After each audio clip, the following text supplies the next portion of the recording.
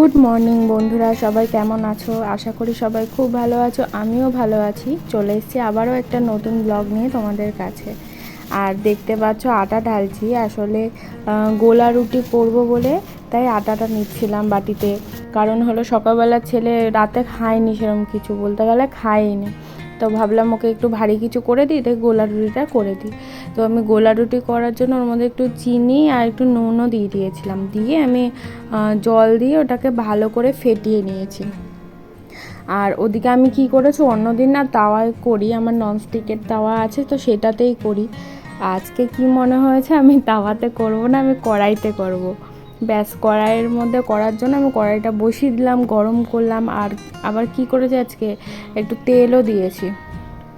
এবার তেল দিয়েছি, দেওয়ার পরে আমি ওর মধ্যে যখন গোলাটা দিয়েছি, ভালোই গোল টোল হয়েছে, কিন্তু যখন ওটাকে আমি তুলতে যাব না উল্টে পাল্টে, পুরো ওটা একদম আলু মাখার মতন হয়ে গেল। ওই দেখো সাইডে বাটিতে রয়েছে রাখা। তা ভাবলাম আমি গোলা রুটি আমার দ্বারা হবে না বলা ভুল, আমি আগে অনেকবার করেছি, কিন্তু আজকে হয়নি কোনো কারণে, জানি না। তারপরে কি করেছি, কড়াইয়ের মধ্যে বেশি করে সাদা তেল দিয়ে তার মধ্যেই ওই গোলাটার মধ্যে পরে কী করেছিলাম, সুজি একটু বেশি করে চিনি দিয়ে ভালো করে ফেটিয়ে রেখেছিলাম। তারপর ওটাকে আবার মালপোয়ার মতন একটু ভেজে নিয়েছিলাম। তা খেতে খুবই ভালো লেগেছিলো, ছেলেরও খুব ভালো লেগেছে। ও আমি বানাতে হট করে পেছনে দিকেও থালা নিয়ে এসে হাজির হয়ে গেছে, মানে আরও মালপোয়া খাবে।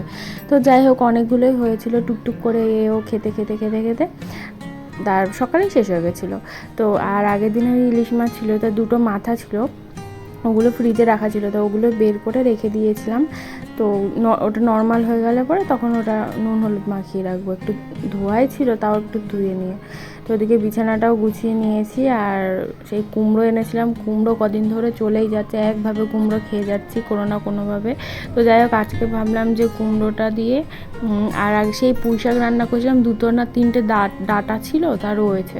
তা ভাবলাম কুমড়ো দিয়ে ইলিশ মাছের মাথা দিয়ে করি, ভালো লাগবে খেতে। আর ওদিকে কটা ডাঁটা রয়েছে পুঁই শাকের, ওগুলো ওর মধ্যে দিয়ে দেবো। তো তাই জন্য কুমড়োগুলোকে একটু ডুমডুম করে কেটে নিয়েছিলাম। আর ওদিকে দেখো ছেলে দেখছে শুয়ে শুয়ে। ও কী বলো তো, ওকে যদি কেউ পাত্তা না দেয়, মানে দুষ্টুমি করছে ধরো, আমি হয়তো ওকে পাত্তা দিচ্ছে না, ওখানে চুপচাপ শুয়ে থাকি।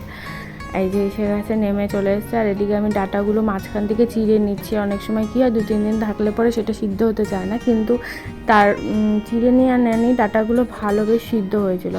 এদিকে আমি মুসুরির ডাল বসিয়ে দিয়েছিলাম প্রেশার কুকারের মধ্যে। আর মসুর ডালটা ভালো করে ধুয়ে নিয়েছিলাম। আর এদিকে আমার মাছটাও নর্মাল হয়ে গেছিলো, তো তার জন্য মাছের মাথা, তার মধ্যে আমি নুন হলুদ দিয়ে দিয়েছিলাম, নুন হলুদ দিয়ে ভালো করে মাখিয়ে নিয়েছিলাম। আর ওদিকে কড়াইতে তেল দিয়ে দিয়েছি, ওই কড়াইয়ের মধ্যে দিয়ে দিয়েছি, আর ধুইনি, কারণ এর মধ্যে পুড়ে টুড়ে তো যায়নি, জাস্ট সাইডে একটু ওই যে বলেছিলাম গোলা রুটি দিয়েছিলাম, তখন একটু লেগে গেছিলো। আর ওদিকে ডালের যে ওপরে নোংরাটা ভেসে ওঠে, গেজাটা, ওইটা আমি ফেলে দিচ্ছিলাম। আর এদিকে আমি মাছের মাথাটা ভালো করে ভেজে নিচ্ছি।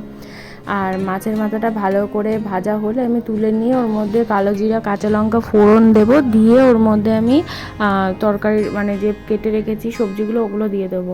আর ডালটা করতে গিয়ে আজকে হয়েছে কীর্তি, জানি না কীভাবে ঢাকনা লাগিয়েছি, প্রেশার কুকার থেকে সব বেরিয়ে ডাল নিচে পড়ে গেছে, তা সেটা দেখাতে পারলাম না। আর আমার কি হয়েছে জানো, আমার পরের দিন বলবো কি হয়েছে, দেখাবো তোমাদেরকে। তো যাই হোক, এদিকে আমি তরকারিটা করে নিই। আর ডালটা করব পেঁয়াজ কুচি দিয়ে, পেঁয়াজ ডাল করব। গরমে ভালো লাগে ডাল ঠাল খেতে, তো আজকে মনে হলো একটু ডাল খাই, ঘরে তেমন কিছু নেইও, তাই জন্য। তো যাই হোক, এই রান্না আজকে আমার। আর ওদিকে ছেলেকে স্নান টান করিয়ে ঘরে যাওয়া যাবতীয় কাজ থাকে, সব কিছু করে নিয়েছি। আর এদিকে তরকারিটা দেখো একটু ভাজা হয়েছে, আর জিরে গুঁড়ো দিয়েছিলাম, জাস্ট আর কিছু দিইনি। আর জল দিয়ে এবার ঢেকে রেখে দেবো। তো যাই হোক, তরকারিটা ওদিকে হতে থাকে। আর এই দেখো ডালের কথা বলছি না, দেখো দেয়ালটা ভেজা ভেজা রয়েছে, ওইখানে লেগেছে। আর যেগুলো চারিদিকে ছিটে গেছিলো পুরো, আমি সব মুছে নিয়েছি। আর ডালের মধ্যে নুন হলুদ দিয়ে নিলাম, আর পরিমাণ মতন জল দিয়ে একটু ফুটিয়ে তারপর ওটাকে আমি ফোড়ন দিয়ে দেবো। তো এই আজকে আমার রান্না। আর আজকে কী হয়েছে জানো, মনটা খুব খারাপ। মানে আমি ভাবি যে মানুষের টাকা থাকলেই মানুষ, মানে সবাই ভালোবাসে। তোমার টাকা থাকবে তোমাকে ভালোবাসবে, টাকা থাকবে না কেউ ভালোবাসবে না, সে যেই হোক না কেন, নিজের রক্তের হোক পরের হোক, যেই হোক। মানে দুনিয়াতে আপন বলে কেউ নেই, তুমিই তোমার সব কিছু, এইটুখানি মেনেই চলতে হবে। আর সে মা বাবা হোক, ভাই বোন হোক, প্রতিবেশী হোক, আত্মীয় স্বজন যেই হোক না কেন। তো আজকাল দুনিয়াটাই এরম মানে স্বার্থ ছাড়া কিছু হয় না আজকাল। মানুষ এতটাই মানে কি বলবো, যাই হোক কিছু বলার নেই। তো এই দেখো পেঁয়াজ দিয়ে দিয়েছিলাম প্রথমে ফোড়নে, আমি সাদা জিরা দেবো তো ভুলে গেছি, তো পেঁয়াজটা দিয়ে একটু সরিয়ে দিয়ে ওখানে সাদা জিরাটা দিয়ে দিয়েছিলাম, তো ভাজা ভাজা হয়ে গেছিলো ভালো। আর এই তো ডালটা ফোড়ন দিয়ে দিয়েছি। আর এই দেখো আমার গ্যাসটা কী অবস্থা, ওই দেখো দেখা যাচ্ছে ওখানে এখনও ডালটা রয়েছে এই যে। তো এগুলো আমার এখন সব পরিষ্কার করতে হবে, ওপরে করেছি জাস্ট, এবার পুরোটা ডিপ ক্লিন করে নেব। কদিন হয়েছে করেছি, তো আজকে আবার ভাবলাম এই সুযোগে না একটু পরিষ্কারও করে নিই।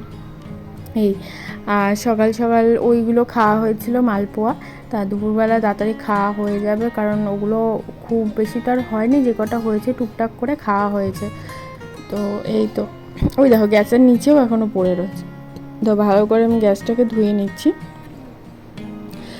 আর এদিকে তো বৃষ্টি টিষ্টি কিছু হচ্ছে না, প্রচণ্ড পরিমাণে গরম। আর জানো আমার ঘরে বাজার কিচ্ছু নেই, এই যে পেঁয়াজ দিলাম না, পেঁয়াজ শেষ, কাঁচা লঙ্কা নেই, আর তো যাই হোক কিছু করার নেই। আর এদিকে আমি চালটা ভিজিয়ে রেখে দিয়েছি, ভাবলাম গ্যাস ট্যাস পরিষ্কার হয়ে গেলে একবার আমি ভাতটা বসিয়ে দেবো, তাড়াতাড়িও হয়ে যাবে, ভেজানো থাকলে চালটা তাড়াতাড়ি ভাতটা হয়।